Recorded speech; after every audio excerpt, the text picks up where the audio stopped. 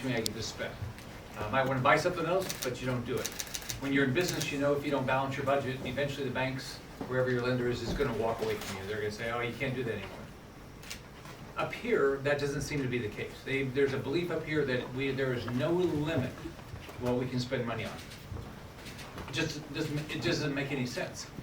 As a parent and a grandparent, you don't say, you know what, I'm going to leave a whole bunch of debt to my kids, my grandkids. You would never even think about doing that. And when you look at who's getting impacted the most, just look at over the last 20 years as we've just dramatically increased the spending in this country. The rich are getting richer. Wall Street does really well, okay? And who gets hurt? The poor. Gas prices are up, food prices are up, housing prices are up. Look at somebody getting out of school today and trying to buy a house.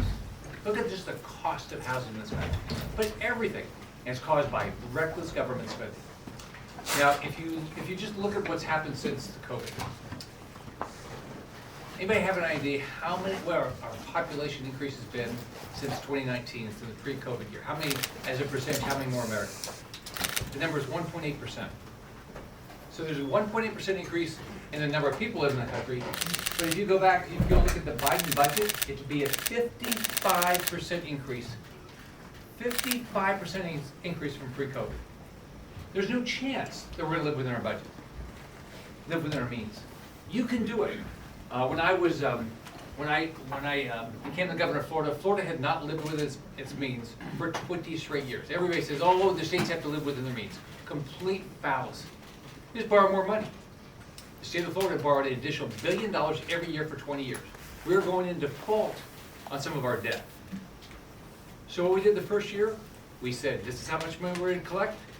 This is how much we're going to spend. And guess what? We did it for 8 years. We balanced a budget. Shocking. A state balanced our budget.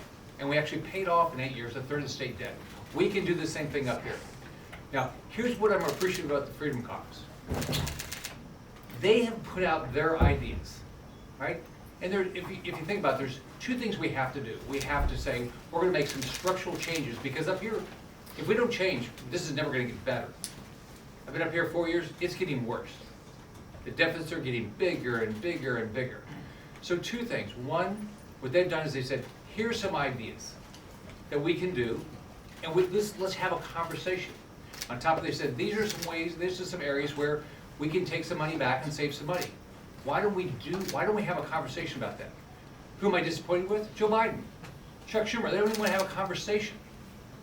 So this is wrong. So I'm very optimistic with what the Freedom Caucus has done. We have a great opportunity to start the process of doing what every family in this country does, businesses do, is living within their means. So now let me turn it over to Scott Trimble. Well, thanks, Senator, and I can't tell you what a great privilege it is to be with my colleagues and colleagues on the Senate side as well that share the same vision for our country, which is prosperity. And I just remind everybody that this most recent round started in December, right? December 23rd, a huge omnibus. A lot of people don't know what an omnibus was, but suffice it to say $1.7 trillion in spending that's generally unaccounted for, printed money or money created out of thin air.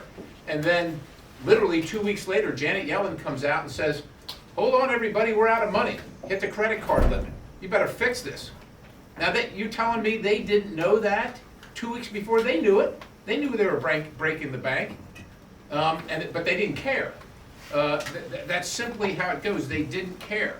Now listen, we're not going to default on America's debt. Now Freedom Caucus members have habitually not voted for debt ceiling increases because we didn't come here to bankrupt the country.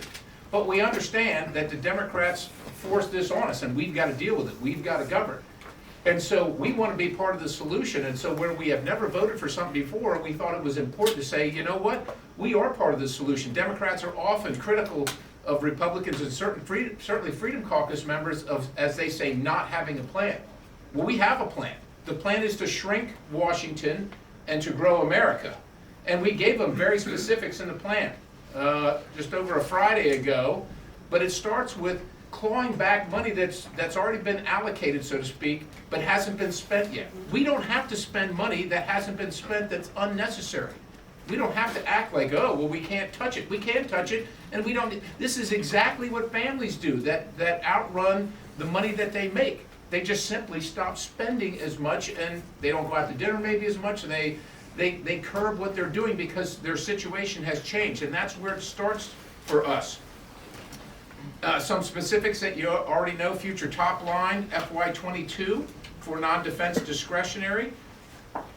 The other thing this all does is allows us to get to where we need to be on our appropriations process, to stop the chaos, the literal chaos across the country imposed by Democrats and the Biden administration, to go from crazy to normal, right? The craziness and the chaos on the southern border, still forcing people to get a vaccination to go to work. That's not normal. That's crazy. And then, like I said, we want to shrink Washington and grow America. And finally, with some policies that actually grow America, like the RAINS Act, and like reliable domestic energy.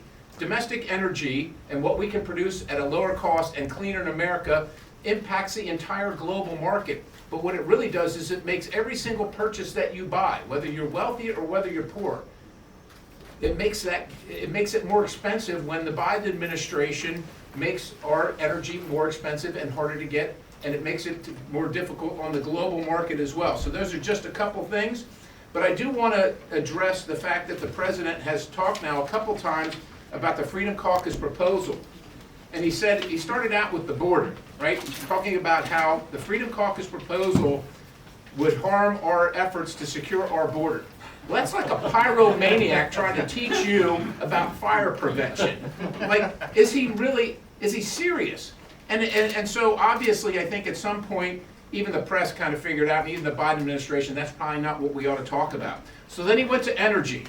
He went right to energy.